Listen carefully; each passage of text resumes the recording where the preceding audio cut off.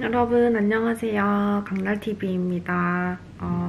오늘 제가 이렇게 카메라를 켠 이유는 인테리어에 대한 얘기를 조금 더 해보려고 이렇게 카메라를 켜게 되었습니다. 인테리어 관련된 뭐 유튜브 컨텐츠를 제가 만들고 있기도 하고 블로그에 제가 포스팅을 하기도 했고 이래저래 조금 공유를 하고 있는데요. 그랬을 때 좀 가장 많은 분들이 궁금해 하시는 점이 그래서 어느 인테리어 업체에서 했냐 요거거든요.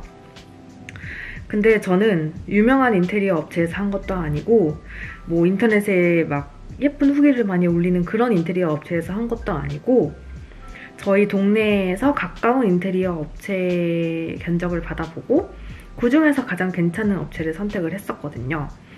그래서 오늘 말씀드리고 싶은 거는 구축 아파트, 그러니까 신축일 때는 모르겠어요. 근데 구축일 때는 아무래도 좀 챙겨야 될 사항들이 많고 문제가 될 만한 사항들이 많기 때문에 구축 아파트 인테리어 할 때 인테리어 업체 선정을 어떻게 하면 좋을지랑 또 인테리어 상담할 때 어떤 걸 생각해 가야 되지, 어떤 걸 준비해 가야 되지, 어떻게 말해야 되지 이런 것들에 대한 팁을 간단하게 공유를 해보려고 합니다.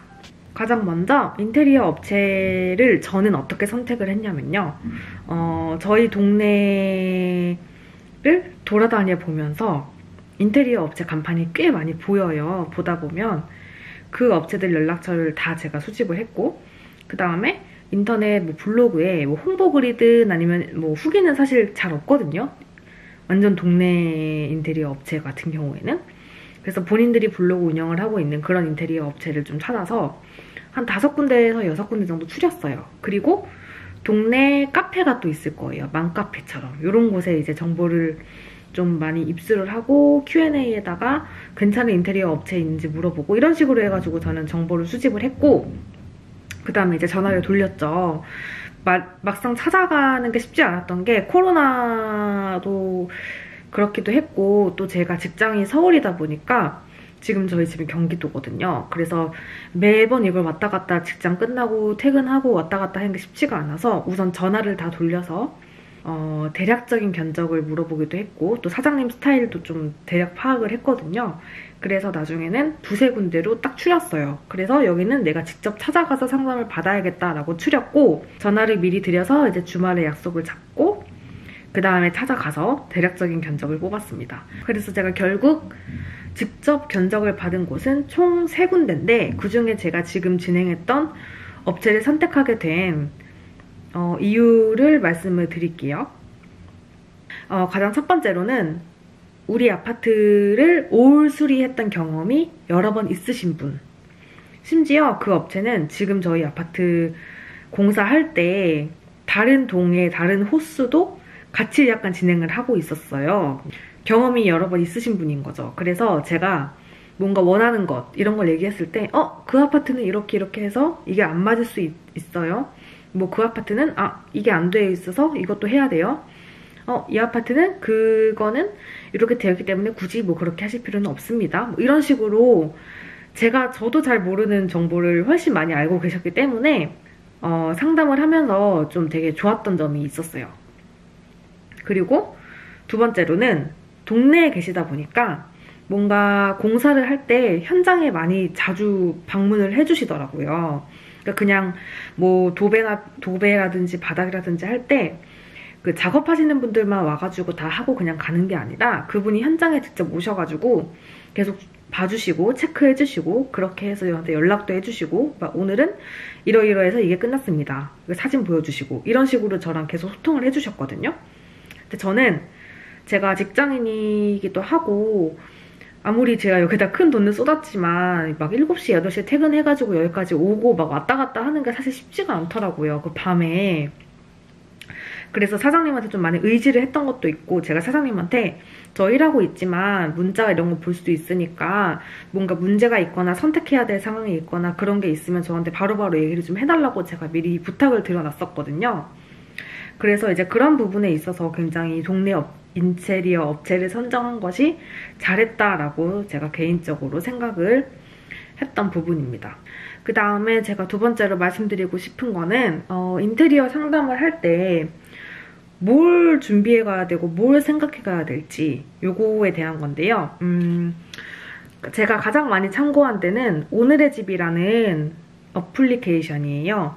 이 오늘의 집 앱을 다운받으면 물론 여러 가지 가구라든지 생활용품들을 구매하는 사이트이기도 하지만 또 온라인 집들이라는 메뉴가 있어서 많은 유저들이 집을 자랑하는, 우리 집을 자랑하고 싶은 그런 이제 마음을 자극해서 이렇게 좀 많이 볼 수 있게끔 콘텐츠가 굉장히 많아요. 근데 이제 그런 것들을 보면서 저는 내가 원하는 컨셉, 내가 원하는 스타일이 이런 스타일이라는 것을 그 앱을 통해서 파악을 했습니다. 바탕은 화이트 톤으로 하고 싶었고요. 그 다음에 가구라든지 뭐 용품 같은 것들을 살 때는 베이지 톤이나 우드 톤을 사야겠다라고 저는 아예 마음을 정한 상태로 상담을 갔습니다. 근데 가면 또 이제 현실에 부딪혀요. 그게 뭐냐면 인테리어 업체다 보니까 아무래도 그 취급하는 그 품목이라든지 업체가 한정적이기 때문에 또 샘플도 모든 샘플이 다 있지가 않고 보통 그냥 일반적으로 동네 주민들이 많이 선택하는 옵션들에 대한 샘플만 있기 때문에 내가 진짜 나 이거 고집해서 난 이 제품의 이 품번 요걸 난 사용할래라고 하면 차라리 쉽겠지만 저 같은 인테리어를 처음 해보는 초보자들은 보통 그냥 색깔만 생각한단 말이에요.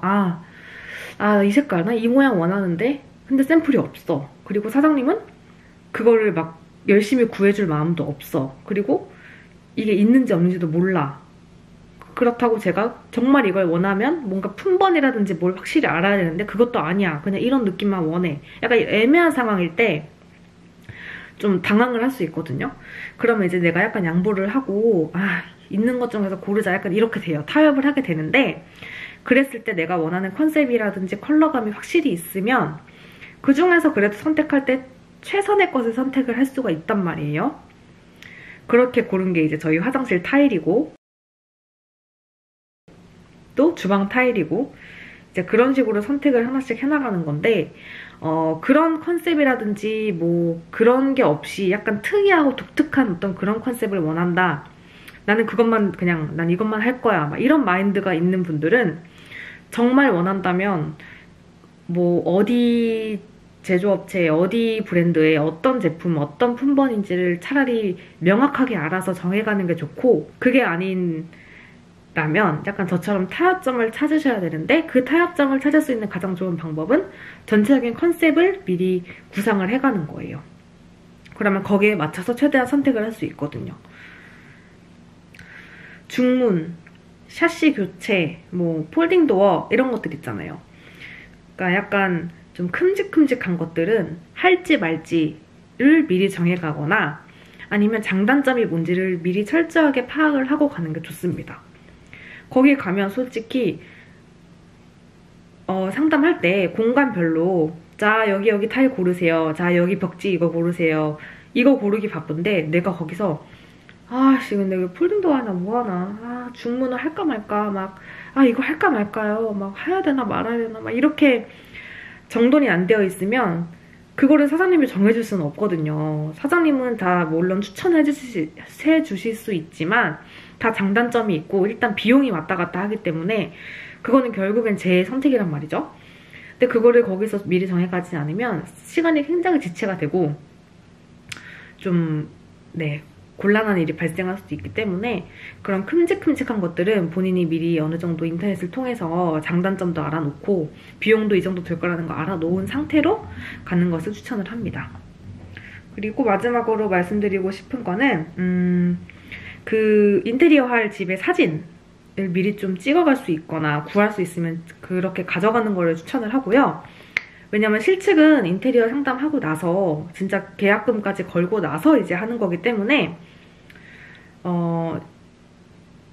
상담할 때 뭔가 내가 머릿속으로 이렇게 얘기를 하지만 막상 이 집의 진짜 현실을 봤을 때 어울리지 않을 수도 있고 뭔가 문제가 있을 수 있어요. 그래서 저는 무조건 집의 사진을 구해가는 것을 추천을 하고 정말 마지막으로 하나 더 말씀을 드리자면 인테리어 상담할 때 최대한 꼼꼼한 인상을 남기는 게 중요해요. 물론 본인 성향 자체가 별로 꼼꼼하지 않고 알아서 해주세요 막 이런 스타일이면 상관없는데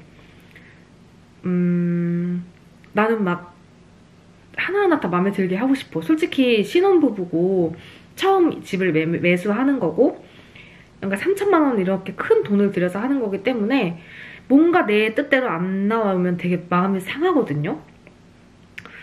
막 되게 그래요, 마음이. 내가 큰 돈 들여서 이 짓을 했는데 왜 이거밖에 안 돼? 이럴 수가 있단 말이죠. 그래서 저는 그런 걸 방지하고자 리스트를 이만큼을 짜갔어요. 오늘의 집을 보면서 또 우리 집 사진을 보면서 여기는 이거 바꿔야 되고 이거 선택해야 될 것 같은데 이 상황에서 이렇게 됐을 때 문제가 없을까? 이거는 그럼 이렇게 할 수 없을까? 이런 질문들을 다 하나씩 기입을 해놨거든요. 그래서 그 상담할 때 제가 이 리스트를 가져가서 공간별로 선택을 할 때 제가 이거를 물어봤어요. 물론 다 못 물어봤어요. 너무 많아서. 근데 진짜 포인트가 되겠다 싶은 것들은 다 물어봤고 사장님도 그걸 통해서 이 여자는 좀 꼼꼼하고 깐깐한 애구나 이런 걸 약간 느끼셨을 것 같아요. 왜냐면 제가 막 사진 막 가져오고 난리가 났었거든요. 막 이런 거 있잖아요. 그래서 약간 얘는 자기만의 컨셉이 있구나 이런 걸 이제 사장님이 아셨기 때문에 미처 제가 그날 선택하지 못했던 것들에 대해서 사장님이 선택을 임의로 해주실 때도 저한테 사진을 보내서 미리 물어보시거나 아니면 화이트 톤에 맞는 걸로 본인이 선택을 해서 달아주셨고 저는 방문 손잡이까지 여쭤봤거든요. 방문 색깔 얘기를 했는데 생각해보니까 방문 손잡이 얘기가 없는 거예요. 그래서 괜히 엄한 걸 달아놓으면 또 솔직히 나중에 다시 바꿔달라고 얘기하기가 못하잖아요.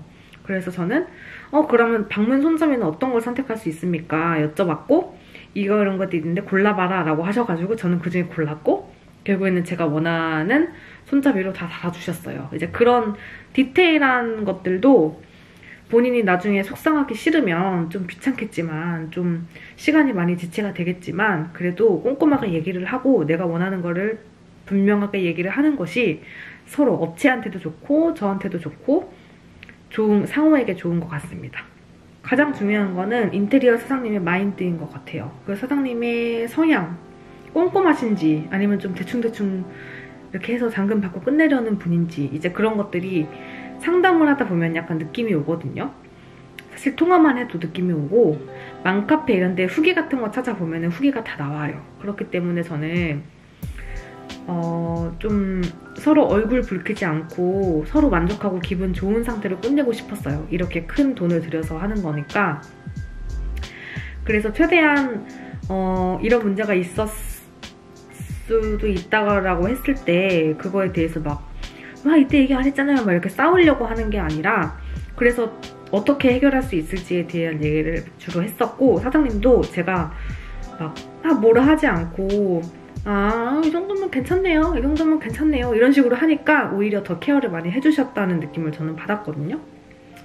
그래서 그 인테리어 사장님의 약간 꼼꼼한 성향인지랑 또 사후 AS 어떻게 처리해주시는지 이런 걸 물어봤을 때 뭐 다 알아서 해줍니다. 뭐 이런 식으로 대충 얘기하시는 분이 있고 되게 꼼꼼하게 이럴 때 이런 문제도 있었고 이런 문제도 있을 수 있는데 이거는 당연히 이렇게 해드릴 거고 이거는 당연히 이렇게 해드릴 거고 이거는 뭐 안 될 수도 있는 부분이다. 뭐 이런 식으로 좀 차근차근 설명을 해주셨던 것들이 좋았고요. 이제 그런 것들을 다 총합을 해서 좋은 인테리어 업체를 선정하고 또 인테리어를 만족스럽게 하시기를 바랍니다.